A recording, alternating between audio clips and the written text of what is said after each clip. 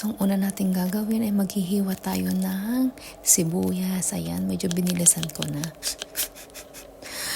Pagkasunod niyan, sinunod ko na rin ang bawang at ang luya, pampatanggal ng lansa sa ating galunggong.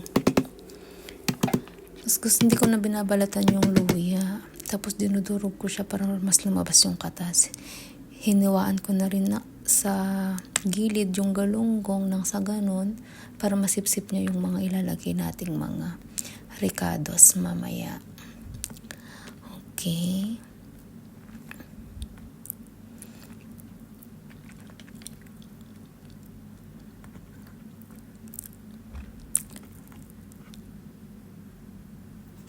Dahil wala pong dahon ng saging dito, lettuce po ang ginamit ko. Napakasosyal, di ba? Mahihiga ang ating galunggong sa ating lettuce. O, di ba? Ang sosyal ng galunggong natin. Mayaman na galunggong. Dapat pala, ang pangalan ng recipe na to ay mayaman na paksiw na galunggong. Charot. Tapos, yan, naglagay lang ako sa ilalim ng luya at saka sibuyas, tsaka mga bawang. Para kapag nag-boil siya sa ilalim, at least yung aroma ng bawang, sibuyas at saka luya, aangat pa rin siya. May ganun. Tapos, naglagay na rin ako sa ibabaw.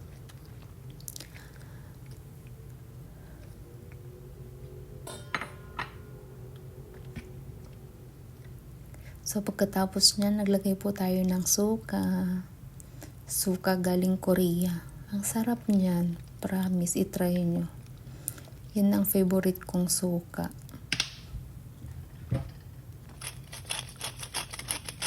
Tapos, naglagay na rin ako ng paminta. At ayun na nga, ito na nga.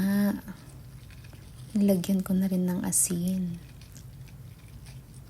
Tapos ito pa nga, Mari. Di ba nga, Hoy, nagantay sila ng sasabihin ko. Ayan, nung kumukulo na, nilagay ko na yung sili.